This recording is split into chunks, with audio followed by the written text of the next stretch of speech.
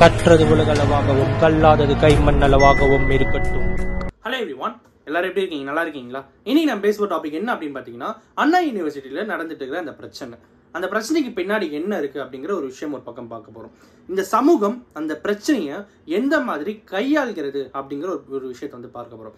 அதுக்கப்புறம் இந்த பிரச்சனைக்கான தீர்வு என்னென்னவா இருக்க போகுது அப்படிங்கிறதையும் இந்த வீடியோவில் நம்ம வந்து உங்ககிட்ட பேச போகிறோம். இந்த வீடியோ நான் எங்கே ஸ்டார்ட் பண்ணுறது எங்கே முடிக்கிறது அப்படின்னே வந்து ஒரு கன்ஃபியூஷனாக இருக்குது. எதனாலனா, இந்த பிரச்சனை ஒரு விஷயத்தை சார்ந்து இல்லாமல் எல்லா விஷயங்களும் ஒன்னோட ஒன்று தொடர்புடையதாக இருக்கிற மாதிரி நான் வந்து பார்க்குறேன். ஏன்னா ஒரு பக்கம் அண்ணா யூனிவர்சிட்டியில் ஒரு பெண்ணும் ஒரு ஆணும், ஓகேங்களா? ஸோ அங்கே இருக்கிற ஸ்டூடெண்ட்ஸு, ஸோ அவங்க வந்து ஒரு இடத்துல பேசிகிட்டு இருக்காங்க. இப்போ அவங்க ஒரு இடத்துல வந்து உட்காந்துட்டு இருக்காங்க, பேசிகிட்டு இருக்காங்க. அந்த டைமில் ஒருத்தர் வந்து அந்த வீடியோ எடுக்கிறான், அவங்க பேசிகிட்டு இருக்கிற வீடியோ எடுக்கிறான். அதுக்கப்புறம் அந்த வீடியோவை காமிச்சு மிரட்டி அவன் வந்து செக்ஷுவல் அசால்ட் பண்ணுறான், ஹராஸ்மெண்ட் பண்ணுறான். அதுக்கப்புறம் இந்த பிரச்சனை வந்து நான் டீன் கிட்ட எடுத்துகிட்டு போனால் உனக்கு டிசி கொடுத்துருவாங்க, நான் வீட்டில் எடுத்துன்னு போய் சொன்னால் உனக்கு பெரிய பிரச்சனை வரும் அப்படின்னு சொல்லி அங்கே இருக்கிற அந்த 2 பேர் அவன் வந்து மிரட்டுறான். அந்த மிரட்டலுக்கு அவங்க வந்து அடி பண்ணிக்கிறதுக்கான காரணம் என்னவா இருக்கும் அப்படின்ட்டு யோசிக்கும் போது, இந்த சொசைட்டி, நாம் பில்ட் பண்ணி வச்சுருக்க இந்த சொசைட்டி, நம்ம இருக்கிற இந்த சொசைட்டி, இதுதான் இதுக்கான காரணமாக இருக்குது அப்படின்னு இருக்கும்போது கஷ்டமாக இருக்குது. சென்னை ஹைகோர்ட் உயர் திரு நீதிபதி அவர்கள் அவங்களே சொல்கிறாங்க, ஒரு பெண்ணின் சுதந்திரம் அப்படிங்கிறது எல்லா விஷயத்துலையுமே இருக்குது. அவங்க வந்து காதல் பண்ணக்கூடாதுன்றதெல்லாம் இல்லை, எல்லாத்துலேயும் அவங்களுக்கு வந்து சுதந்திரம் இருக்குது அப்படிங்கிற மாதிரி, அவங்க மேலே தப்பு இருக்குது அப்படிங்கிற மாதிரி சொல்லாதீங்க அப்படின்ட்டு உயர் நீதிமன்றத்தில் வந்து சொல்கிறாங்க. ஹைகோர்ட்டில் ஜட்ஜ் அவர்கள் வந்து சொல்கிறாங்க. அவங்களுக்கு மேலே நம்ம வந்து கிடையாது. ஏன்? அவங்க எல்லாமே வந்து நம்ம இந்திய அரசியல் அமைப்பிலிருந்து இந்திய சட்டத்திற்கு உட்பட்டு சட்டத்தை வழிநடத்தும் ஒரு தலை சிறந்த நபர்கள், ஜட்ஜ், கரெக்டுங்களா? ஸோ அவங்களுக்கு மேலே நம்ம இல்லை அப்படின்னா அவங்களே சொல்கிறாங்க. என்ன சொல்கிறாங்க? ஒரு பெண்ணுக்கு இங்கே முழு சுதந்திரம் இருக்குது, ஒரு பெண் காதலிக்கிறாங்க அப்படிங்கிறது வந்து தப்பில்லை அப்படின்ட்டு கோர்ட்டில் சொல்கிறாங்க. அதுக்கு அவங்களுக்கான சுதந்திரம், அவங்களுக்கான உரிமை அங்கே இருக்குது அப்படின்னு சொல்கிறாங்க. 2 பேருமே மேஜர் தான், மைனர் கூட இல்லை. மைனராக இருந்தால் கூட நம்ம வந்து பிரச்சனை பண்ணலாம். பட் நீங்கள் 2 பேருமே மேஜர் தான்.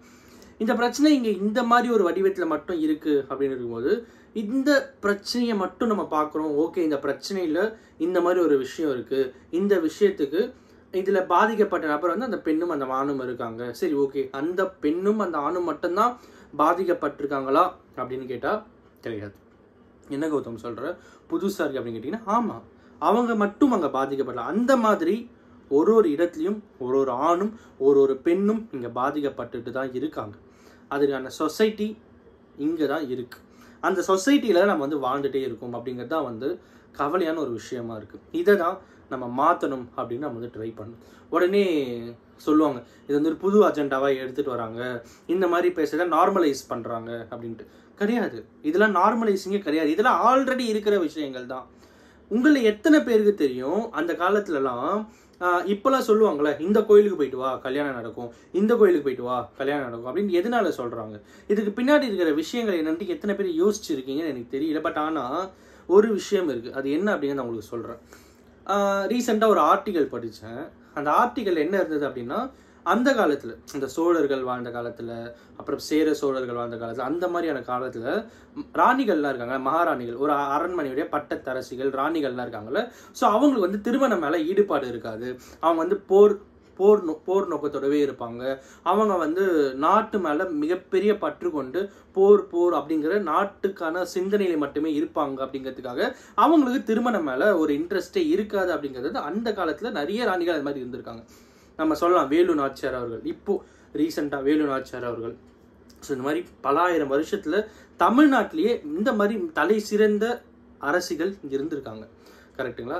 ஸோ அப்படி இருக்கும்போது இங்கே என்ன ஆகுது அப்படின்னா, அவங்களுக்கு வந்து திருமணம் மேலே ஒரு ஈடுபாடு இல்லைன்னா அடுத்த தலைமுறை சந்ததி எப்படி வருது அப்படிங்கிற கேள்வி அவங்க பேரண்ட்ஸுக்கு வந்து எழ ஆரம்பிக்குது. அந்த டைமில் இந்த கோவில்கள்லாம் இன்றைக்கும் நீங்கள் போனீங்கன்னா, மதுரையில் இருக்கிற மீனாட்சி அம்மன் கோயிலில் ஒரு சிற்பத்தில் புணர்தலுக்கான ஒரு சிற்பம் வந்து, ஒரு வடிவம் வந்து அந்த தூணில் ஒரு இடத்துல வந்து இருக்கும். அது எதுக்காக இருக்குது அப்படின்ட்டு எத்தனை பேர் நான் யோசிச்சிருக்கேன். நான் அந்த பக்கம் என் ஃப்ரெண்ட்ஸ் கூட போனேன், மதுரை மீனாட்சி அம்மன் கோயிலுக்கு என் ஃப்ரெண்டு கூட போகும்போது என் ஃப்ரெண்டு கேட்டேன், எதுக்குற இந்த மாதிரி இங்கே ஒரு விஷயத்தை வடிவமைச்சு வச்சுருக்காங்க, இது கோவிலடா அப்படின்னு கேட்கும்போது அவன் சொன்ன விஷயந்தான் எனக்கு ரொம்பவே வந்து இன்ட்ரெஸ்டிங்காக இருக்குது. என்னன்னா இந்த மாதிரி விஷயம் இங்கே இருக்கிறதுக்கான காரணம் என்னன்னா, அந்த காலத்தில் இந்த கோயிலுக்கு போயிட்டு வாங்க கல்யாணம் நடக்கும்னு சொல்லி ஒரு அர்ச்சகர், அந்த காலத்தில் அந்த ப்ரீஸ்ட் இருப்பாங்க பார்த்தீங்களா, அந்த ப்ரீஸ்ட்கிட்ட இந்த மகாராணி அவங்களுடைய அப்பா அம்மா போயிட்டு கேட்குறாங்க, இந்த மாதிரி என் பொண்ணு வந்து ஈடுபாடு இல்லாமல் இருக்காங்க, என்ன பண்ண கேட்டால், ஃபார் எக்ஸாம்பிள் இது ஒரு கோவில், அந்த கோவிலுக்கு போயிட்டு வாங்க கல்யாணம் நடக்கும் அப்படின்வாங்க. அந்த கோவிலுக்கு போகும்போது இந்த மாதிரி தூண்களில் சிற்பங்கள் இருக்கும்போது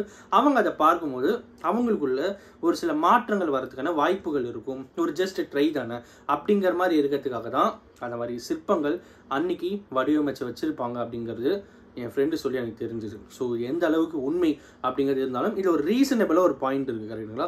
ஸோ இந்த மாதிரி அப்போதுலேருந்தே இது நார்மலைஸ் ஆக்கப்படுற ஒரு விஷயமா தான் இது வந்து இருக்குது. ஆணும் பெண்ணும் வந்து ஒன்றா இருக்காங்க, அது வந்து ஒரு ப்ரைவேட்டைசேஷன் தானே. அஃப்கோர்ஸ் ப்ரைவேட்டைசேஷன் தான், அது தப்பு இல்லை, ஓகேங்களா? ப்ரைவேட்டைசேஷனா ஆணும் பெண்ணும் இருக்கிறது தப்பில்லை. ஆனால் அதை ஒருத்தன் வீடியோ எடுக்கிறான், அவனை வந்து யாரும் தப்பு சொல்லலை. அவன் என்ன சொல்கிறாங்கன்னா, அவன் வீடியோ எடுக்கிற அளவுக்கு நீங்கள் ஏன் வச்சுட்டு இருக்கீங்க அப்படின்ட்டு ஒருத்தர் வந்து கேட்குறாங்க. இன்னொருத்தர் என்ன சொல்கிறாங்கன்னா, காலேஜுக்கு படிக்கிறதுக்கு தானே அனுப்புகிறோம் அப்படின்ற மாதிரி சொல்லி கேட்குறாங்க. சரி, ஓகேப்பா, காலேஜுக்கு படிக்கிறது தான் அனுப்புறீங்க, ஓகே ஃபைன். அவங்க காலேஜுக்கு படிக்கிறதுக்கு அனுப்புறீங்க, நீங்கள் கமெண்ட் போடுறீங்களே, அதுக்கு முன்னாடி அவங்க எவ்வளோ மார்க் வாங்கினாங்க தெரியுமா?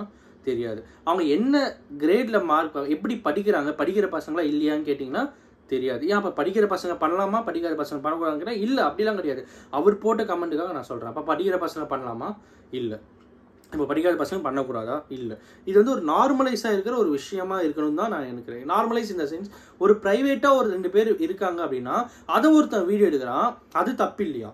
ஆனால் இவங்க இருந்தது தப்பு அப்படின்ற சொல்கிறது எந்த விதத்தில் நியாயம் அப்படின்னு எனக்கு வந்து தெரியல. காலேஜுக்கு படிக்க தானே அனுப்புகிறாங்க அவர் கேட்குறாருன்னா, அப்போ எங்கே பண்ணுறது? அப்போ எங்கே தான் அவங்க பேசுவாங்க? இட்ஸ் லைக் எங்கே பண்ணுறது இந்த சென்ஸ், அப்போ எங்கே பேசுவாங்க? இப்போது பஸ் ஸ்டாண்ட்லையா, இல்லைனா வந்து பைக்கில் போகும்போது ஒருத்தர் ஹக் பண்ணிட்டு போகிறாங்கன்னா பார்க்குறவங்களே திட்டுவாங்க, ஆக்வர்டாக இருக்கும். ஸோ அப்போ ரோட்டில் பண்ண முடியுமா? ரோட்டில் ஹக் பண்ண முடியுமா? ஹக் பண்ண முடியாது.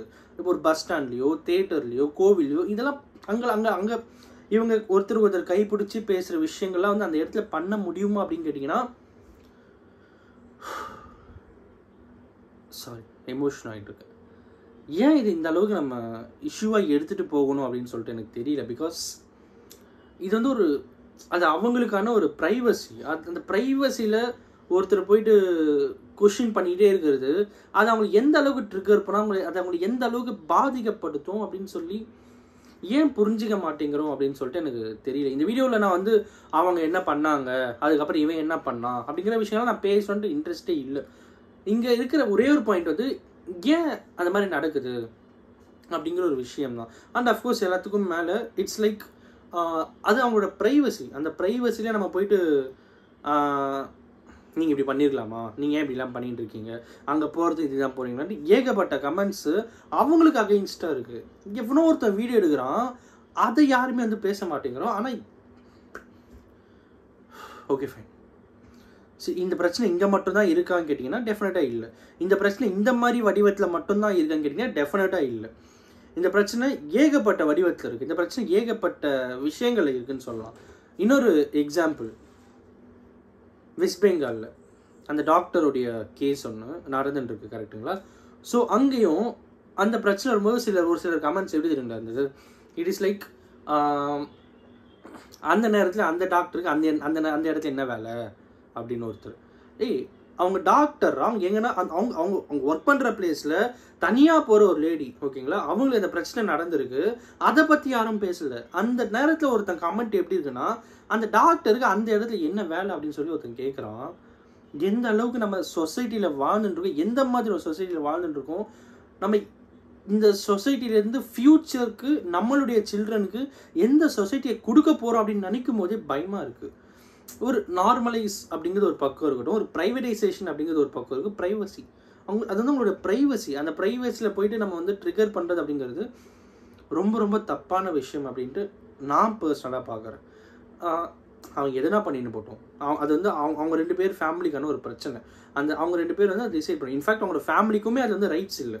அக்கார்டிங் டு லா அவங்க ஃபேமிலிக்கு அவங்களுக்கு ரைட்ஸ் இல்லை. அது வந்து அவங்களோட தனிப்பட்ட ஒரு விஷயம், அது அவங்களுக்கு தனிப்பட்ட ஒரு முடிவு. ஸோ இதை வந்து ஒருத்தர் வந்து நீங்கள் ஏன் இப்படி பண்ணீங்க, நீங்கள் ஏன் இப்படி பண்ணீங்க அப்படின்னு கேட்குறது எந்த விதத்தில் நியாயம்னு சொல்லிட்டு எனக்கு தெரியல. அப்படி பார்த்தா எல்லாருமே வந்து நம்ம தனித்தனியாகவே ஆகிக்கலாம், நம்ம செப்பரேட் பண்ணிடலாமே.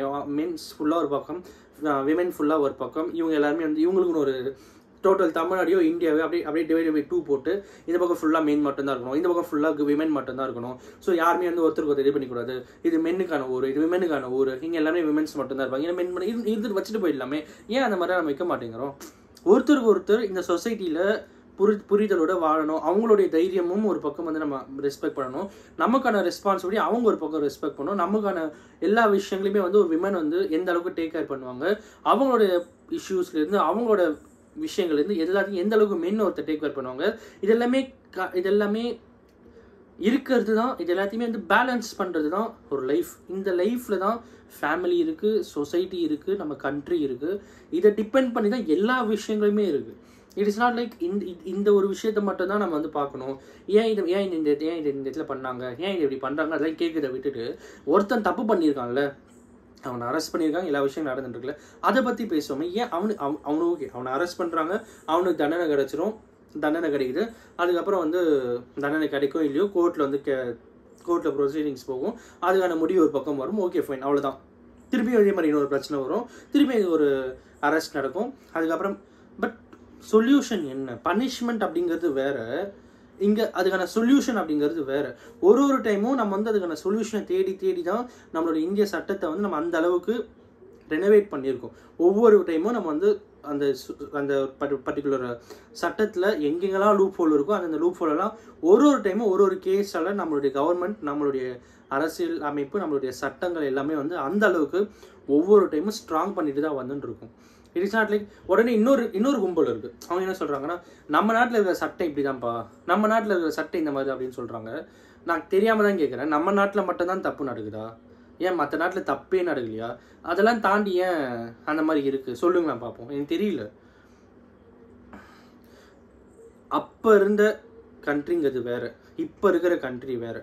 உங்களுக்கு புரிகிற மாதிரி சொல்லணும்னா 1947 சுதந்திரம் கிடைச்சிது, அதுக்கப்புறம் சட்டங்கள் எடுத்துகிட்டு வராங்க. அந்த சட்டங்கள் இருந்த டைமில் அந்த நேரத்தில் நீங்கள் நிறைய பேருக்கு இன்டர்நெட்னா என்னன்னே தெரியாது. இப்போது இன்டர்நெட் இல்லாமல் யாருமே இல்லை.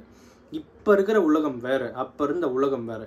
அதுக்கும் இதுக்கும் இந்த அளவுக்கு மேட்ச் பண்ணி சட்டங்களை எடுத்துகிட்டு வந்திருக்காங்கன்னா அவங்களுக்கு தெரியாதா எந்த நேரத்தில் எந்த சட்டத்தை வந்து திருத்தணும், எந்த நேரத்தில் எந்தெந்த சட்டங்களை அப்டேட் பண்ணணுன்ட்டு ஒவ்வொரு டைமும் ப்ராப்பராக நம்மளோட இந்திய அரசியலமைப்புலேருந்து நம்மளோட இந்திய சட்டங்கள் எல்லாமே திருத்தப்பட்டும் ஒவ்வொரு டைமும் அமெண்ட்மெண்ட் பண்ணிட்டு தான் இருக்காங்க.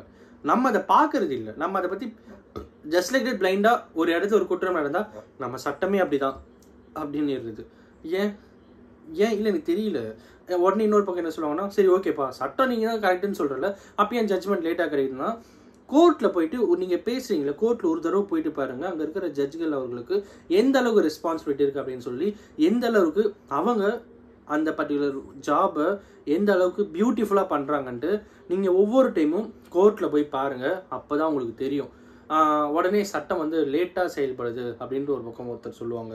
அதனால தான் சொல்கிறோம் சட்டமே சரியில்லை அப்படின்வாங்க. சட்டங்களும் இங்கே சரியாக தான் இருக்குது, சட்டத்துக்கான நீதியும் வந்து சரியான நேரத்தில் இங்கே கிடைக்குது. அது உங்களுக்கு அவசரமாக உடனே ஃபாஸ்ட் ஃபுட்டாக இன்னைக்கு இப்போ ஒரு 10 நிமிஷத்தில் க்ரைம் நடக்குதா, அடுத்த அரை மணி நேரத்தில் ஜட்ஜ்மெண்ட் வந்துடணும் அப்படின்ற மாதிரி நினைக்கிறது. It is not like. நம்மளுடைய சட்டங்களும் ரொம்பவே அழகான சட்டங்கள் தான். ஒவ்வொரு டைமும் அந்த சட்டங்களை அப்டேட் பண்ணிட்டு தான் வந்துட்டு இருக்காங்க. இன்னொரு பக்கம் காவல்துறையிலேருந்து நீதித்துறையிலேருந்து எல்லாருமே அவங்களுக்கான அந்த அந்த அந்த பர்டிகுலர் பியூட்டிஃபுல்லான ஜாபை ப்ராப்பராக பண்ணிட்டு தான் இருக்காங்க. நமக்கு அது தெரியறது இல்லை. தெரியாமலே நம்ம ஒரு விஷயத்த பேசணும் அப்படிங்கிறது ரொம்ப ரொம்ப தவறான ஒரு விஷயம் அப்படிங்கிறத இந்த வீடியோவில் நான் உங்ககிட்ட சொல்லணும் அப்படின்னு நினச்சேன். சரி ஓகே, அப்படியே எல்லாமே கரெக்டாக தானே இருக்குது, அப்படியே தவறுகள் நடக்குது அப்படின்னா அந்த கேள்வியை நம்மளை நாமே பார்த்து கேட்டுக்கணும். நம்ம என்றைக்குமே எந்த தப்புமே பண்ணாமல் இருந்திருக்கோமா அப்படின்னு சொல்லிட்டு. Thank you so much.